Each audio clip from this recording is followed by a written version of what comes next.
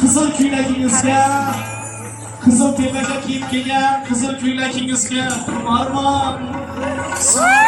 Bizga nomimizdan salom ayting. Kızıl tepaliklar nomidan, men ham Kızıl tepalikman. Deyarli Kızıl tepalik bo'lib ketdim. O'shaning uchun bizning nomimizdan Samarqandga salom aytasiz.